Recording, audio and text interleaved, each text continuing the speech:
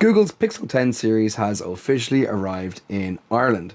And it's not just another phone launch. This is Google's biggest push yet into an AI-powered future, and arguably the boldest attempt by any phone manufacturer to date to put artificial intelligence at the heart of a device. The Pixel 10 Pro XL is the flagship model in Google's range this year, and the first thing you'll notice is the build quality. At 232 grams with a 6.8-inch screen, it's a hefty handset. It's a little bit heavier than the iPhone 16 Pro Max and the Samsung Galaxy S25 Ultra. The design still feels premium with all-round aluminium and Gorilla Glass, which from my iPhone I can tell usually takes a bit of a bump, though I haven't drop tested this phone. The camera bar across the back gives it a distinctive look while also keeping it stable on flat surfaces. This is a unique design that Google brought in a couple of years ago and I quite like it. One of the standout new features for me is Pixel Snap. This is the headline of the whole device. This is Google's take on Apple's MagSafe technology. It uses new Qi 2 wireless charging standards, letting you snap on a range of accessories to your Pixel phone. This could be chargers, stands, grips or wallets. Charging speeds wirelessly will go up to 25 watts on the Pro XL with the official dock or a third-party accessory supporting the same. While the phone is docked, it can display things like photographs or live weather, either in portrait mode or in landscape. This is a really nice feature to have on your desk or beside your bed. It also plays nicely with many of the existing MagSafe accessories on the market, as this is technology that Apple has helped to produce. However, in my experience, the phone's weight could be a bit of an issue depending on the design of your accessory. You have to remember a lot of these accessories were designed for phones that were a good bit lighter than this. Naturally, cameras remain a major selling point for any smartphone, and the Google Pixel Pro XL packs in 3 cameras on the back. You get a 50 megapixel wide-angle lens, a 48 megapixel ultra-wide-angle lens with macro focus, and a 48 megapixel telephoto lens with up to 5 times optical zoom, extendable digitally to 100 times zoom. Now, anything over 30x on a lot of these cameras, I find your mileage will vary when it comes to quality, depending on a lot of different things like lighting, etc. But then again, I also ask myself, how often do I use digital zoom at all? I'm usually taking a picture with one of the preset zooms. On the other side, you get a 42 megapixel selfie camera as well. But what really sets this apart is the AI. Features like Camera Coach give real-time framing tips, Auto Best Take merges multiple shots together, and Add Me can seamlessly include the photographer in group photos. Video recording now also supports 8K with stronger stabilization and low light performance.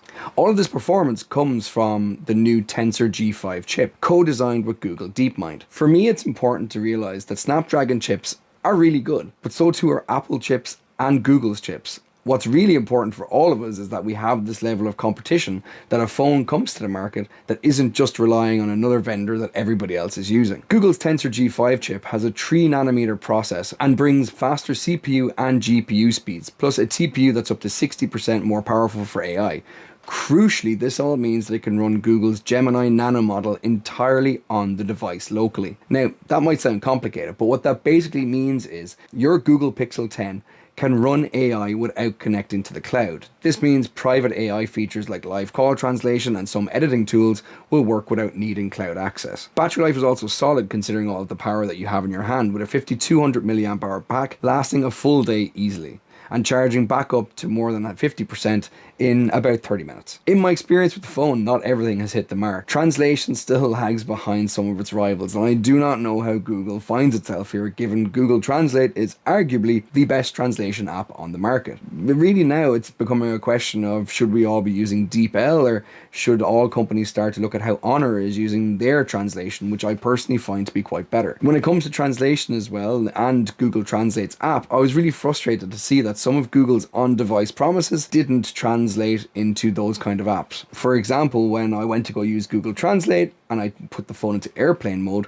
it wasn't able to use some of the smarter features. There's also growing concern that Google could tighten control of Android, with recent reports showing that they're going to add stricter limits on sideloading apps from unverified developers. This is going to make the likes of the Google Pixel phone much more Apple-esque in how they operate. Even so, the Google Pixel 10 Pro XL is a polished, powerful phone that shows off Google's clean vision of Android and also the company's AI ambitions. It's not the very best camera phone you can buy. That crown still probably belongs to Samsung or Xiaomi for me this year. But as an all-rounder that blends premium design, smart AI features and strong value, it's a compelling option. Do keep an eye on one big thing this year though. When you buy the Google Pixel 10, you get Google's AI cloud for free for a year. After that, you have to start paying for it. And this is dreamland for phone manufacturers who have now worked out a way to charge you monthly for owning a phone. Of course, you'll have the option to not pay for that subscription, but you will lose access to some of the cloud-based features.